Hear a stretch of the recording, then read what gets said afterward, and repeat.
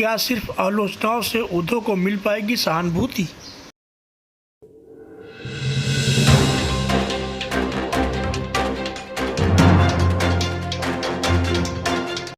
कर्मभूमि न्यूज के आज के सरोकार में आपका स्वागत है। मुद्दा महाराष्ट्र की राजनीति से ही जुड़ा हुआ है। चुनाव आयोग द्वारा शिवसेना पार्टी और उसका सिंबल धनुष बाण एकनाथ शिंदे को सुपुर्द करने के बाद उद्धव ठाकरे ने खेड़ में पहली जनसभा को संबोधित किया।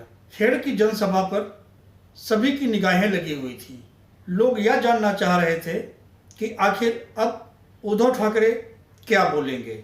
उनकी पिता की राजनीतिक विरासत उनके हाथ से जा चुकी है। उद्धव ठाकरे इसको लेकर कैसे सोचते हैं, आगे की उनकी रणनीति क्या होगी, इस पर सभी की निगाहें लगी हुई थी। उद्धव ठाकरे ने जनसभा को संबोधित करते हुए सबसे पहले एकनाथ शिंदे और भारतीय जनता पार्टी की जमकर आलोचना की। उन्होंने यह भी कहा कि चुनाव आयोग ने जिस तरीके से उनकी पार्टी सिंबल एकनाथ शिंदे को सौंप दिया है, चुनाव आयोग का यह निर्णय उन्हें मान्य नहीं है। शिवसेना को उनके पिता बाला साहेब ठाकरे ने बड़ी ही मेहनत से, बड़े ही परिश्रम से बड़ा किया था। शिवसेना का जो उद्देश्य था, मराठी भाषी लोगों के सम्मान के लिए, उनकी हित की रक्षा करने के लिए का एकमात्र उद्देश्य था। उद्धव ठाकरे ने कहा कि वे चुनाव आयोग के निर्णय को मान्य नहीं करते हैं। शिवसेना नाम उनसे कोई नहीं छीन सकता है। लेकिन सच तो यह है कि शिवसेना पार्टी और उसका सिंबल यानी बाला साहेब ठाकरे की राजनीतिक विरासत उद्धव ठाकरे के हाथ से जा चुकी है। अब उन्हें नए सिरे से काम करना होगा। पूरे महाराष्ट्र में से उन्हें पार्टी को, अपनी नई पार्टी को यानी कि उद्धव बाला साहेब ठाकरे शिवसेना को आगे बढ़ाने का काम करना होगा।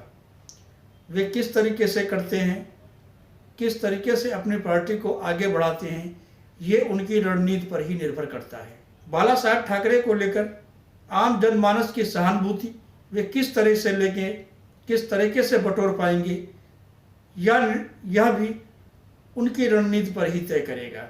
शिवसेना पार्टी और उसका सिंबल धनुष बाण यानी बाला साहेब की राजनीतिक विरासत अब एकनाथ शिंदे के पास में। एकनाथ शिंदे वे अपनी तरीके से उस पार्टी को आगे बढ़ाने के लिए प्रयास करने का कार्य करेंगे।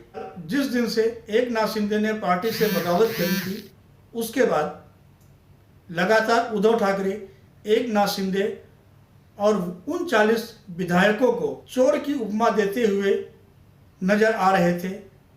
सार्वजनिक मंचों पर उन्हें चोर ही कह रहे थे। यही चीज खेड़ के सार्वजनिक मंच पर भी उद्धव ठाकरे ने कहा। उन्होंने कहा ये चोर लोग हैं, इन्हें मत नहीं देना चाहिए। जो पार्टी चुरा सकता है और राज्य की सुख सुविधाएं भी चोरी कर सकता है। जनता उनकी बात से कितना सहमत होगी, ये तो आने वाला समय ही बताएगा।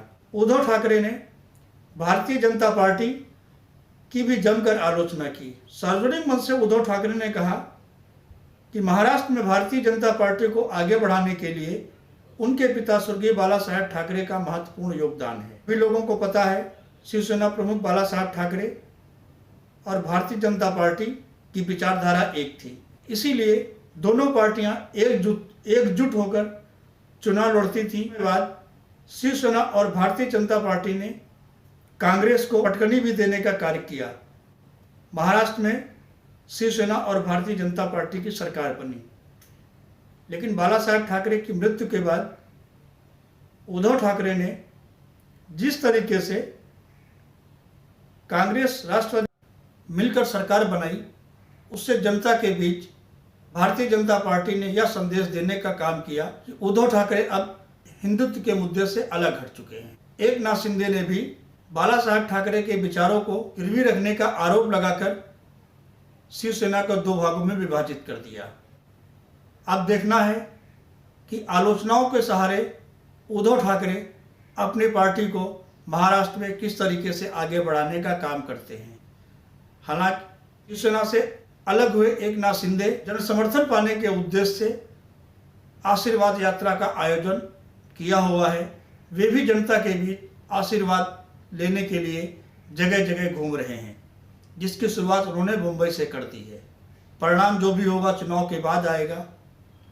इस मुद्दे को फिलहाल हम यहीं पर विराम देते हैं। आगे किसी नए मुद्दे के साथ फिर हम आपके समक्ष रूबरू होंगे।